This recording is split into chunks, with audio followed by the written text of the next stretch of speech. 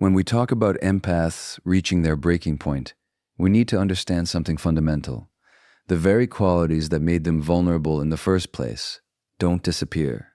They transform. Transformation is perhaps the most underestimated force in any toxic dynamic. Think about what an empath has been doing throughout their entire relationship with a narcissist. 2. They've been reading the room with extraordinary precision. They've been tracking micro-expressions, vocal tones, body language shifts. They've developed an almost supernatural ability to predict the narcissist's moods, to sense when a storm is coming, to navigate the emotional minefield with the skill of a master cartographer. This isn't a conscious choice. It's a survival mechanism. The empath has become fluent in the narcissist's emotional language out of sheer necessity. But here's what the narcissist fundamentally misunderstands. They believe the empath is reading them in order to serve them, to please them, to maintain harmony at any cost. They interpret the empath's attentiveness as submission, their sensitivity as weakness, their accommodation as proof of their own superiority. This is a catastrophic miscalculation, because when an empath reaches that critical threshold, that moment where something inside them fundamentally shifts, all that accumulated knowledge doesn't evaporate. The database is complete. Time after, years of observation, pattern recognition, and emotional intelligence have created a comprehensive psychological profile. The empath knows which words land like daggers, which silences create the most discomfort, which boundaries will trigger the most desperate responses. They understand the narcissist's fears at a level the narcissist may not even understand themselves. This is where the danger lies, not in cruelty. Empaths who reach their limit rarely become cruel, but in precision. They know exactly where the narcissist is most fragile because they've spent years being the one who protected those fragile places. They know which truths the narcissist has worked hardest to avoid. They know the difference between the public persona and the private reality because they've been the audience for both performances. What makes this particularly potent is that the empath isn't driven by a desire to destroy. They're driven by a need for truth and self-preservation. This gives them a kind of moral clarity that's devastating in its simplicity. They're not trying to win an argument or prove a point. They're simply done participating in a lie. And when someone stops participating in your constructed reality, when they refuse to mirror back the image you've carefully crafted, the entire illusion becomes difficult to maintain. The narcissist has spent the relationship assuming they were the chess master, moving pieces around the board, while the empath played the role of pawn. What they failed to notice was that the pawn was learning the game at a deeper level than they ever played it. The empath wasn't just moving where they were told. They were understanding why the game existed in the first place, what each player needed from it, and how the whole structure stayed standing. When the empath stops playing, they don't just remove themselves as a piece on the board. They reveal that the board itself was an illusion, that the rules were arbitrary, and that the power the narcissist wielded was only ever borrowed from the empath's willingness to participate. Dangerous person in any relationship isn't the one who knows how to fight. It's the one who finally understands they don't have to. Now, let's examine what happens when the empath makes a choice that the narcissist never saw coming. They go silent. Not the silent treatment as a manipulation tactic. That's the narcissist's tool. I'm talking about something entirely different. A genuine, profound withdrawal of presence. And this, paradoxically, becomes more devastating than any confrontation ever could be. You see, the narcissistic personality is fundamentally organized around a hunger for attention, for reflection, for emotional supply. It's not about whether that supply is positive or negative. Anger, tears, pleading, even hatred, all of it feeds the same need. The narcissist exists in relationship to their impact on others, to know they're creating an effect, stirring an emotion, occupying space in your psyche. This is what Gabor Maté would call the externalized sense of self, the personality that can only feel real through its registration in another person's consciousness. When an empath engages in conflict, they're actually providing exactly what the narcissist needs. The drama, the emotional intensity, the back and forth. It's all supply. Even when the empath is angry, even when they're setting boundaries or calling out behavior, they're still in relationship. They're still providing evidence that the narcissist matters, that they have power, that they can affect someone else's emotional state. The narcissist can work with this. They know how to escalate, how to twist, how to turn your words against you. But what happens when the empath simply stops? When there's no argument to win, no emotion to manipulate, no reaction to provoke. This creates something the narcissist I, profoundly ill-equipped to handle: irrelevance. The empath who once centered the narcissist in their emotional world, who organized their day around managing the narcissist's moods, who provided constant feedback and attention, this person becomes unreachable, not hostile, just absent. This silence isn't loud. It's not performative. The fed-up empath isn't withdrawing to punish or to make a point they hope the narcissist will eventually understand. They're withdrawing because they fundamentally realize something. This person cannot hear me. There's no explanation that will land, no truth that will be acknowledged, no vulnerability that will be met with genuine care. The empath stops talking because they've accepted, often painfully, that meaningful communication was never possible here. What makes this particularly unbearable for the narcissist is that they can't fight against it. How do you rage at someone who isn't there? How do you gaslight someone who's no longer listening? How do you manipulate someone who's stopped caring about your approval? The narcissist finds themselves shadowboxing, throwing punches at empty air.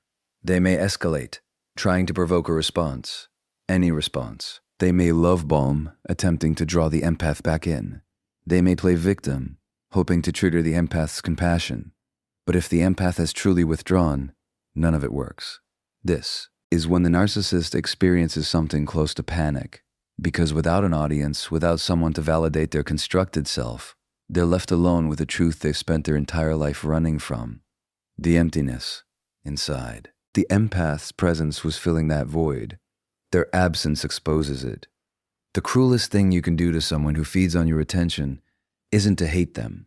It's to genuinely stop caring whether they exist at all. There's a particular transformation that occurs in the empath that represents perhaps the most fundamental shift in the entire dynamic: the establishment of boundaries that are no longer negotiable. And we need to understand what this really means, because it's not simply about saying no more often. It's about a complete restructuring of the psychological architecture. For years, the empath operated with what we might call permeable boundaries. They absorbed the emotions of others, took on responsibilities that weren't theirs, said yes when everything in their body was screaming no. This wasn't weakness. It was conditioning. Most empaths learned very early in life that their worth was tied to their usefulness, their lovability connected to their accommodation. They learned to override their own internal signals, to prioritize others' needs over their own nervous system's clear messages about what felt safe and what didn't. Narcissist learned to exploit this permeability brilliantly. They discovered that if they pushed hard enough, cried convincingly enough, raged intensely enough, or withdrew coldly enough, the empath's boundaries would soften. The no would become maybe, and maybe would eventually become yes. Every time this happened, the narcissist learned that boundaries weren't real. They were just obstacles to be overcome with the right amount of pressure. But something happens when an empath reaches their breaking point. The boundaries that were once flexible, almost apologetic in their gentleness, become what I can only describe as a fortified wall. And this isn't about aggression or cruelty. It's about survival. The empath has finally internalized a truth that changes everything. Compassion without boundaries is self-destruction. This is a profound psychological shift. The empath is no longer trying to make the narcissist understand why the boundary exists. They're not explaining, justifying, or defending their limits. There's no negotiation, no room for debate. When they say, "I won't tolerate this behavior," they mean it with a finality that's new. When they say, "I'm not available for that," there's no guilt attached, no opening for manipulation. The decision has been made at a level deeper than the conversation itself. What makes this so dangerous to the narcissist is that all their usual tools suddenly stop working. The guilt trips that once reliably moved the empath, they land on stone. The accusations of being selfish, cold, or cruel, The empath has done enough internal work to know these are projections, not truths. The threats of abandonment?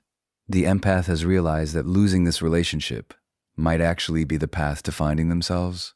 The love bombing? The promises of change? The empath has seen this cycle too many times to believe it anymore. This is what happens when someone finally understands that they can be compassionate towards someone without being available to them. They can wish someone well from a distance. They can recognize someone's pain without feeling obligated to fix it. The empath discovers that no is a complete sentence, that their peace is not negotiable, and that protecting themselves isn't selfishness.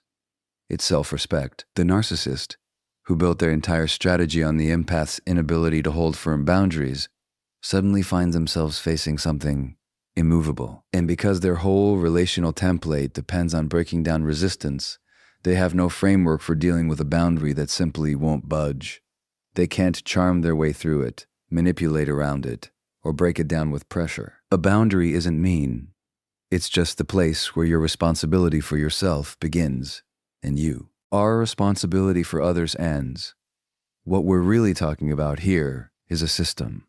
A relational system that requires both parties to play their assigned roles for it to function. The narcissist can only maintain their position of power if the empath continues to participate in the dynamic. Empath finally understands this when they see the whole game board from above rather than from their position as a piece being moved around on it. Something remarkable happens. They stop playing altogether.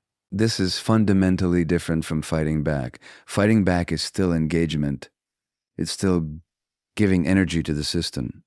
When you defend yourself against false accusations, you're accepting the premise that you need to defend yourself. When you try to prove your worth, you're accepting that your worth is on trial. When you explain your position over and over, you're accepting that this person is a reasonable judge of your truth. The fed-up empath realizes something liberating and devastating all at once. None of this was ever real dialogue. It was theater, and they were the only one who didn't know they were performing. Think about what the narcissistic dynamic requires. It needs the empath to chase when the narcissist withdraws. It needs the empath to prove their love, demonstrate their loyalty, earn their lace. The whole structure depends on the empath believing that if they just try hard enough, communicate clearly enough, love purely enough, the narcissist will finally see them, hear them. This hope is the fuel that keeps the machine running.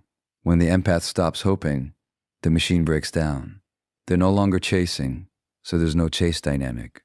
They're no longer explaining, so there's no word twisting to be done. They're no longer trying to prove anything, so there's no test to fail. The empath has stepped out of the courtroom where they were perpetually on trial for crimes they didn't commit, and their departure reveals something crucial. The trial was never legitimate in the first place. This refusal to engage affects the narcissist at a level they may not even consciously understand. Their entire relational strategy is built on predictable responses. They say something hurtful, and you react with pain. They feel powerful. They withdraw affection, and you scramble to win it back. They feel desired. They create chaos, and you work to restore order. They feel central. But what happens when you simply don't? When the hurtful comment is met with silence or indifference? When the withdrawal of affection is met with your own stepping back? When the chaos unfolds and you just let it sit there, refusing to clean it up? The narcissist finds themselves performing to an empty theater, and a performance without an audience loses its meaning. They can't manipulate someone who's no longer invested in the outcome. They can't gaslight someone who's stopped seeking their validation of reality. They can't control someone who's genuinely detached from needing their approval. This is perhaps the empath's greatest act of power. Not the power to hurt back, but the power to become genuinely uninterested in the drama. To look at the chaos and feel nothing but relief that it's no longer their responsibility to manage. To hear the manipulations and recognize them as background noise from a world they've already left. You can't lose a game you're not playing, and you can't be controlled by someone whose opinion of you has become irrelevant. Here's where we arrive at something that might seem paradoxical at first. The empath's most powerful response to the narcissist isn't revenge in any traditional sense. It's healing. And yet, this healing becomes more threatening to the narcissist's constructed reality than any deliberate act of retaliation ever could be. When the empath finally redirects all that energy they once poured into the relationship, all that effort spent trying to fix, understand, accommodate, and love someone incapable of receiving it, and turns it inward toward their own healing and growth, something extraordinary begins to unfold. They start to reclaim parts of themselves that were suppressed, denied, or abandoned in service of the relationship. They reconnect with their own desires, their own truth, their own sense of what brings them alive. As they do this work, as they integrate their pain and transform it into wisdom, they become living evidence that everything the narcissist told them about themselves was a lie. You see, the narcissist's entire framework depends on a particular narrative, that the empath is too sensitive, too emotional, too broken, too needy, that they're lucky to be tolerated, that no one else would put up with them, that their perception of reality can't be trusted. The narcissist positions themselves as the stable one, the reasonable one, the one who was trying so hard with such difficult material. This narrative protects them from having to look at their own behavior, their own emptiness, their own inability to truly connect. But when the empath heals, when they do the deep, often painful work of therapy, self-reflection, and genuine growth, they become walking proof that the narrative was fiction. They're not too broken to be loved. They were in a relationship that was breaking them. They're not too sensitive. They were with someone who weaponized their sensitivity. They're not unable to trust their own perception. They were being systematically taught to doubt it. As they heal, these truths become undeniable, not through argument, but through embodiment. And here's what makes this so profoundly threatening. The healed empath isn't just surviving. They're thriving. They're building genuine relationships based on reciprocity and mutual respect. They're pursuing passions they'd set aside. They're laughing freely, sleeping peacefully, trusting their own judgment. They're doing all the things the narcissist insisted were impossible for them. Their very existence becomes a refutation of every lie they were told. This isn't calculated revenge, because the empath isn't doing it to prove anything to the narcissist. They're doing it because they finally understand they deserve a life that doesn't hurt. But the effect is undeniable. When the narcissist sees the empath flourishing without them, especially if the empath had become a shell of themselves during the relationship, it contradicts everything they needed to believe. It suggests that maybe they weren't the generous one tolerating a difficult partner. Maybe they were the toxic element all along. The contrast becomes particularly stark if the narcissist moves on to another relationship and recreates the same patterns, while the empath continues to grow and evolve. The empath's trajectory upward exposes the narcissist's stagnation. Their peace highlights the narcissist's ongoing chaos. Their authenticity reveals the narcissist's performance. The best revenge isn't proving someone wrong about you. It's becoming so fully yourself that their opinion ceases to matter at all. There's a final dimension to this transformation that extends beyond the individual healing journey, and it represents perhaps the narcissist's greatest long-term vulnerability. The empath who has awakened doesn't just save themselves. They become a beacon for others who are still lost in the fog of similar dynamics, and in doing so, they fundamentally alter the narcissist's ability to operate in the shadows. For years, maybe decades, the empath protected the narcissist's reputation. Not consciously, not deliberately, but through silence. They made excuses for bad behavior to friends and family. They hid the bruises, emotional if not physical. They painted a picture to the outside world that allowed the narcissist to maintain their carefully curated image. The empath absorbed the private cruelty and reflected back only the public charm. Protection was part of the dynamic, part of what allowed the narcissist to move through the world without consequence. But something shifts when the empath breaks free and begins to heal. They start to understand that their silence was complicity, that their protection of the narcissist's image came at the cost of their own truth. And more importantly, they recognize that their silence might be enabling the narcissist to harm others. This realization carries a moral weight that changes everything. The healed empath begins to speak, time itself cause and difficulty, not from a place of vengeance or bitterness, though there may be anger in the process, healthy anger, the kind that says, "This was not acceptable." They speak from a place of truth-telling, of naming what happened without embellishment or exaggeration. They say things like, "This is what I experienced. This is how I was treated. This is what this pattern looked like in my life." And crucially, they say, if you're experiencing something similar, you're not crazy, you're not imagining it, and you don't have to stay. This truth-telling is dangerous to the narcissist in ways that go far beyond the original relationship, because narcissists rely heavily on finding new supply, new empaths who don't yet know the pattern, who still believe the charm, who haven't yet learned to recognize the red flags. But when previous partners start speaking openly about their experiences, when they illuminate the patterns and tactics, when they help others develop a vocabulary for what's happening to them, the pool of available targets begins to shrink. The awakened empath becomes what we might call a pattern interrupter. They're the voice that says, "I've seen this before. I know how this story goes, and I'm here to tell you that you deserve better." They write about their experiences, they share resources, they validate others who are just beginning to wake up. They become living proof that escape is possible, that healing is real, that life after narcissistic abuse can be fuller and richer than life before it.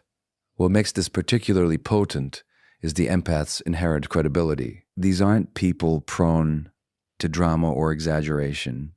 They're the ones who gave chance after chance, who tried everything to make it work, who blamed themselves first. When someone like this finally speaks up and says, "This person is harmful," people listen.